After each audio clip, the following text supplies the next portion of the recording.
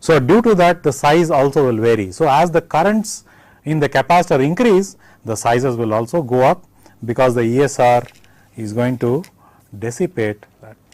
Now, here is another non-polarized capacitor which can handle much higher current than the ones you just saw, and therefore, higher which means that higher current carrying capacitors should have lower equivalent series resistance or ESR.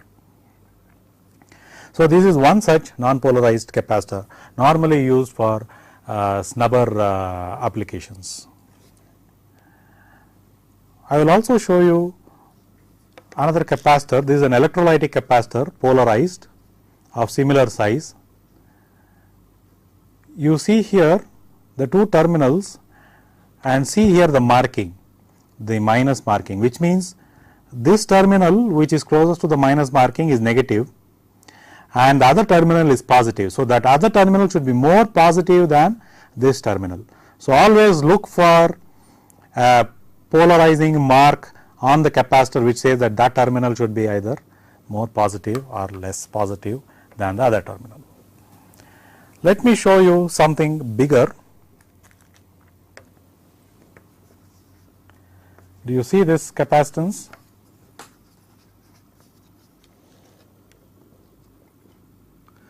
With some marking here. Now, this capacitance has leads on this side. This is an axial lead capacitance. It is 4700 microfarad capacity value. You see the minus sign here with arrow sign, which means this lead is negative, which means this lead should be more positive than this at every instant of time. So, this is a polarized capacitor. Similarly, there is another electrolytic capacitor which I just showed you. This is radial lead as against the axial lead here. So, in the market you will find these two types of varieties, the axial lead electrolytic capacitor and the radial lead electrolytic capacitors.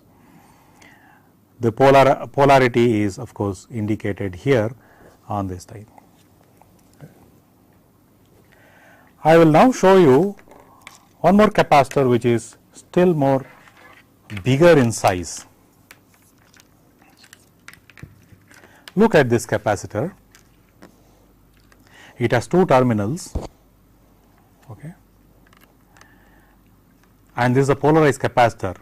If you can see here, there is a plus mark, which means that this terminal has to be more positive with respect to this terminal at every given point of time. And here you will see the values written, the two main values which we keep looking in the capacitor, which is the capacitance value and the voltage withstanding capability. So, if you see in this, you see that it is a 2200 microfarad capacitor and it can withstand up to 450 volts DC. Okay. And these are other numbers which you will find which indicate the tolerance values. It can go from minus 50% to plus 100%, so on and so forth. Depends upon the capacitor and the make of the capacitor and things like that one. So, apart from this, you can also find still higher capacity capacitors, but it will be along those lines. So, generally the higher capacity capacitors, the one which is supposed to store energy as a buffer, they are generally electrolytic capacitors. The non-polarized capacitors are generally used for decoupling, to see that the average current in that particular lead or the particular wire is 0, and also for frequency tuning applications to determine the frequency of a particular circuit element. These are things for which the non-polarized capacitors find applications. The next topic that we shall discuss is the inductor, which is the second storage element which stores the kinetic energy. So far we had a look of capacitors of various sizes and types. Before we go on to the next topic, that is the inductors, I would like to mention that the capacitors have the unit called farads with a letter symbol F. So, you saw that on all the capacitors the nameplate reading shows farads, but it is prefixed by certain other Greek symbols like micro, pico, nano, so on and so forth, because most common capacitors have symbols written like this, called microfarad, which represents 10 to the power of minus 6 farads, nanofarad, which represents 10 to the power of minus 9 farads, picofarads, which represents 10 to the power of minus 12 farads. These three symbols, that is these three units, are the most common that you would come across in most of the capacitors. Of course, you could have other intermediate units, but these are some of the most common that you will come across. You have to just be aware of them. So, now we shall come to the next topic, which is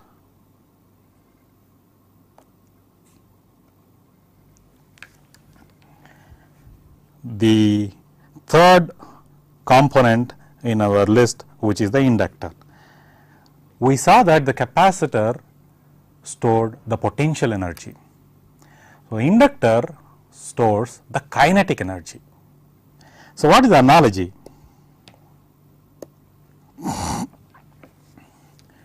And like in the case of the capacitors, the inductors are also dynamic components, meaning they can store the state. In this case, the flow would be the current, and it can have a memory. Like the capacitor had voltage as the memory, it can have current as the memory or the history. So, it can remember the currents, it can remember the current as a state variable, and it stores of course the kinetic energy. Consider this particular diagram here. You see that there is water flowing, a flowing mass of water. There is a wheel with some blades connected to the wheel, and the wheel rotates anticlockwise as shown here. And how does the wheel rotate? The rotation of the wheel is by virtue of the fact that there is energy stored in the flowing mass of, or the flowing body of water, and that impinges on these blades and causes the wheel to rotate.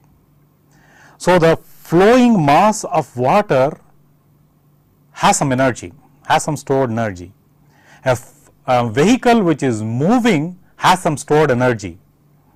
A person who is walking has some stored energy, which is the kinetic energy by virtue of it being in motion. So, it is that energy that we are talking of, and it is that energy which the inductor stores equivalently in the case of the electric circuits, and what is flowing is the current. So, the energy stored by virtue of current flowing is the kinetic energy which is stored in the inductor. So, the dynamic equations in the case of the inductor, like in the case of capacitor, very similar. You will see the voltage across the inductor is equal to L into d I by dt, that is the differential of the current which is flowing through the inductor.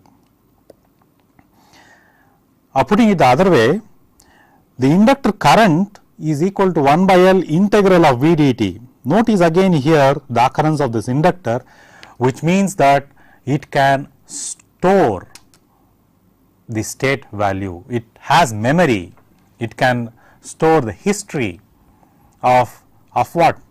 Of the current. In the case of the capacitor, it was the voltage, because it was the voltage which was equal to 1 by the integral of I dt, but in the case of the inductor, it is the current which is equal to 1 by L integral of V dt. So, current is the state variable in the case of the inductor, it is the current which is causing the energy to get stored, unlike in the case of the capacitor, which was the voltage which was causing it to get stored as potential energy. So, what is the energy storage equation? In the capacitor, it was half CV square, V was the state variable, it was the potential. So, the potential energy was stored. In the case of the inductor, I is the state variable, I is the kinetic, the flow, the kinetic energy being stored in the flow, which is half L I square, as you see here on the screen. Inductor also comes in different types based on the core materials. We have the air core inductor, the ferrite core inductor, silicon steel core inductor, and also it can be categorized based on applications, the continuous applications, the low frequency applications, the switching applications which are more common in switched mode power supplies, filter applications which are used for removing the harmonics, things like this. The symbol for the inductor is as shown here. It is shown as a coil, because generally the inductor is manufactured with some coils wound around a core, or it could be showed as a coil with a horizontal bar which indicates the presence of a core, and if the core is not there, it could just be without the line which indicates it is a air core. But this symbol without the line is also used for with core, with air core, and all those things, saturable, so on and so forth.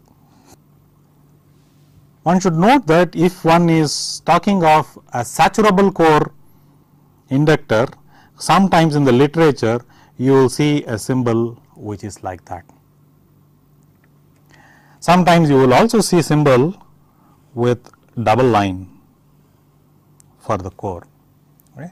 These are the various symbols that you will find in the literature, but in general the basic symbol is the curved surface, the curved lines indicating the coils in an electric circuit. The inductor is having a unit called Henry, denoted by the letter symbol H. And like in the case of the capacitor, it can be microhenry, which represents 10 to the power of minus 6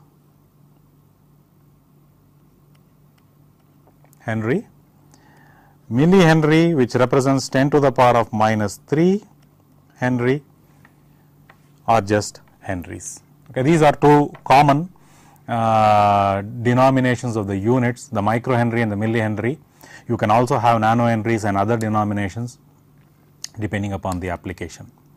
Now, let us see some practical real world inductors.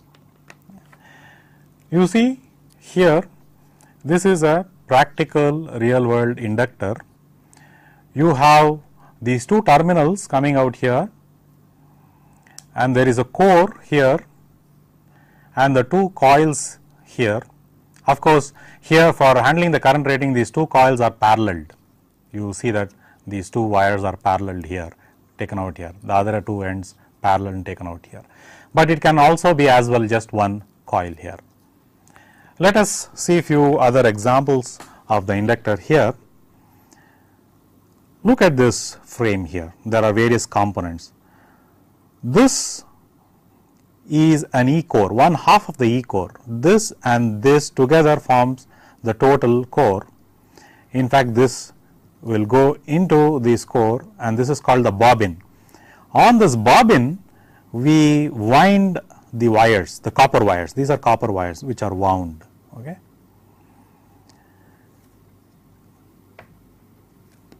And after winding, you take this core, put it like that, and assemble it in this manner. So, this becomes an inductor with a ferrite core. So, this is a ferrite core.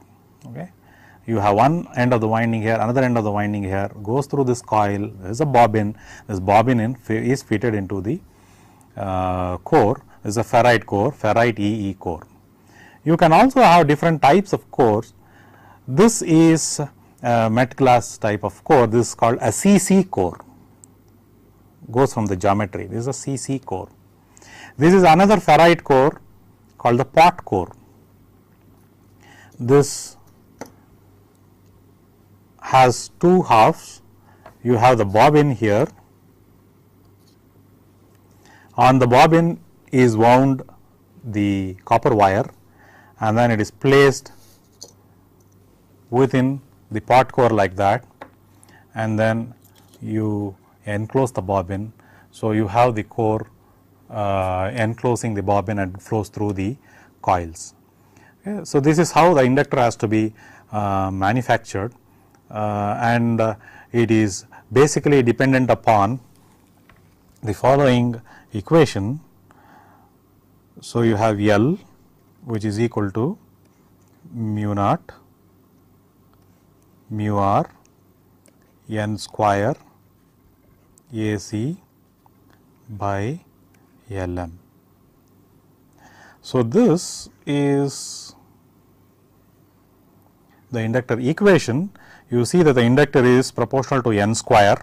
It is proportional to cross section area of the core, the cross section area of the core, and it is also proportional to the magnetic path length of the core, inversely proportional to the magnetic path length of the core, and it is also proportional to mu r, the relative permeability of the core material, and of course, this is mu naught, which is the permeability of air, which is 4 pi into 10 to the power of minus 7 Henry per meter. So, this mu naught mu r together is called the effective permeability mu e, and that is what is generally adjusted in the core in the type of the core material, or if the core material has a very high permeability, you try to adjust the material by introducing air gaps, and there are various methods in which you try to adjust the effective permeability. So, this is of course the basic equation in trying to get the value of the inductance, the core cross section area, and the magnetic path length into account. Let me show you a typical power supply board, and let us try to identify the components and see how it is placed in the PCB, so that you get an idea of the various components that go into a practical circuit. Now, this is a practical printed circuit board. This is in fact an SMPS, a working switched mode power supply. Okay. We have the outputs, and here is the input. This is followed by a capacitor, which is the aluminum electrolytic capacitor. Here you see 3 capacitors, which are the non-polarized capacitors. There is a board here. There is a piggyback board, which is riding on the big motherboard. You see ceramic capacitor here, it's a transistor. There is a potentiometer here, and a whole lot of resistors inside here in the boards, on the board, and you see the power devices mounted on the heat sink here, and then gradually, if I move this board here, what comes into focuses are some pot cores. This pot core is used as a transformer. These pot cores are used as inductors. Again, some electrolytic capacitors for the output. The pot cores here are the ferrite pot cores, and they are normally for high frequency applications. They can be used for applications ranging from 20 kilohertz to 100 kilohertz, and special cores even up to 300 kilohertz and further on. If you want to use for low frequency applications like 50 hertz applications, one has to use not this ferrite material, but the silicon steel material. Mu metal type of material can also be used for intermediate frequency range applications like 400 hertz to 1500 hertz and such. These pot cores can be used right from 20 kilohertz to 100 kilohertz, and in fact you have special ferrite cores which can go even up to 300 kilohertz, so on and so forth. Okay. So, these components here arranged on the printed circuit board, which is just the function of power supply here, will give you an idea of how the physical components are mounted onto the board and used in practice.